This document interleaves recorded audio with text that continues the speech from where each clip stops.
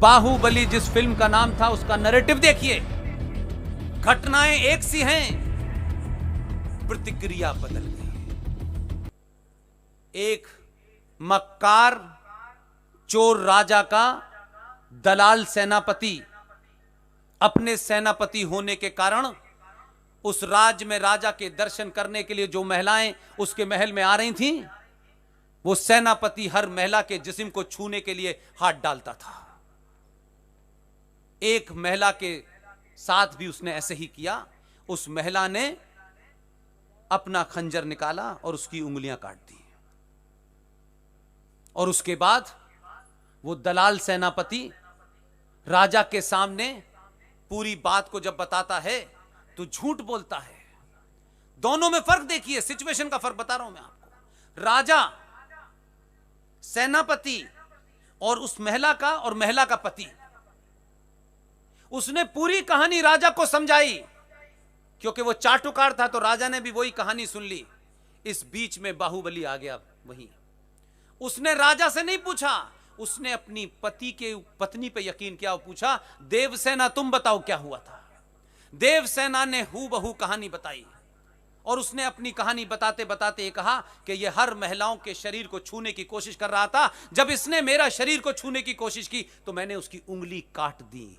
देवसेना का ये सेंटेंस पूरा नहीं हुआ, बाहुबली ने कहा ऐसे शख्स की उंगली नहीं गर्दन काट देनी चाहिए, और ये कहते कहते गर्दन काट दी उसने।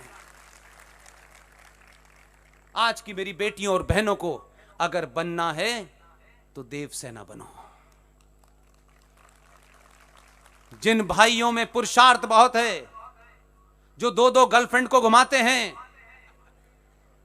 पिताजी नौकरी करते हैं और नौकरी से घर चलता है, और पिताजी जब बेटी उनके घर में आके कहती है कि पिताजी फले रास्ते से मैं जाती हूं, 4 जिहादी मुझे छेड़ते हैं, मेरा हाथ पकड़ते हैं, तो वो असहाय बाप कुछ कर नहीं पाता है। और वो बेटी उसकी आंखों में देखती है कि मैं अपने बाप को अगर मजबूर कर दूंगी और अगर इसकी नौकरी चली जाएगी तो घर कैसे चलेगा। वो उसके अंदर डर बैठ जाता है। यही बात वो अपने भाई से कहती है तो भाई उसको क्या तर्क देता है, अब तुम्हारे लिए मैं क्या सबसे लड़ता फिरूं, तुम घर से बैठ के क्यों नहीं पढ़ लेती हैं। इसलिए भाइयों से जो हीरो बने घूम रहे हैं हीरो मोटरसाइकिल पे, आपको मेरी एक सलाह है। ये जो आजकल आप बहुत परेशान हैं कि जो घर से चला गया है उसे वापस लाने में अपना टाइम जाया कर रहे हैं,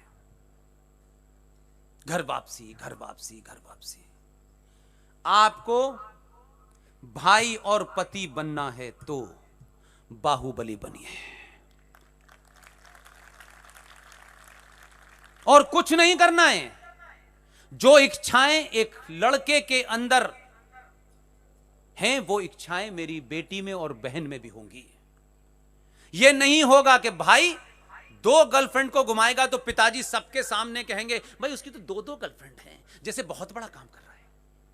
इतना चौड़ा सीना होता है, खुद तो बेचारे एक भी नहीं घुमा पाए, तो उसकी 2 पे खुश हैं। लेकिन ये नहीं देख रहे कि उसी घर में एक बेटी भी जवान है, उसकी भी तो ख्वाहिश हो सकती है, वो अपनी ख्वाहिशों को मार दे।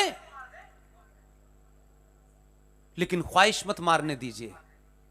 उस बहन को इतना भरोसा दिलाइए, इतना बड़ा उसको दोस्त बनाइए कि अगर उसके मन में यह ख्वाहिश है कि मुझे फिल्म देखनी है और वो किसी के साथ नहीं जाना चाहती, अगर भाई ये कहेगा कि शहर के सबसे बड़े सिनेमा हॉल में ये फिल्म लगी है, मुझे देखनी है, मैं तेरे साथ ही देखूंगा, कोई पंचर वाला उसे लेकर नहीं जा पाएगा। इतने इतने से नैरेटिव बदलने हैं। अमेरिका को 244 साल हो गए, पॉपुलेशन 33 करोड़ है, हमारे यहां तो 4 अमेरिका हैं। बराबरी करिए बराबरों से। जब आप सनातन को और धर्म को और रिलीजन को एक साथ खड़ा कर देते हैं, सारे धर्म बराबर हैं, तो यह तुलना एक गंदी नाली की समुद्र के साथ करने लगते हैं। रिलीजन नादी नली है और सनातन समुद्र है। धर्म और मजहब की तुलना नहीं हो सकती, क्योंकि मजहब पैदा होता है, उसके पैदा होने की डेट है।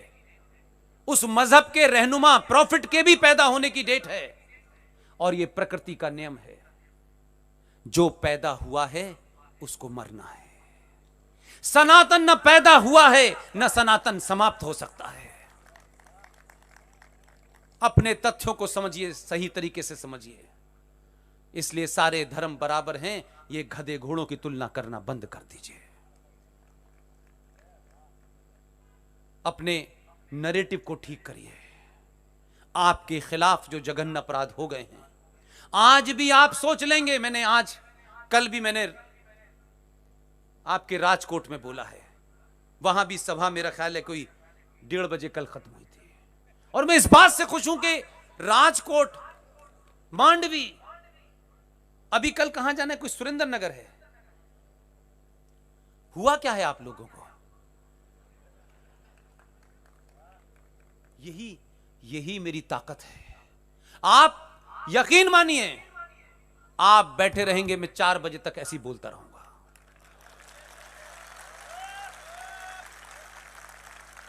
कहेंगे कि आप थकते नहीं है। नहीं, एक बार राष्ट्र से ढंग से इश्क करो, कभी थक नहीं पाओगे।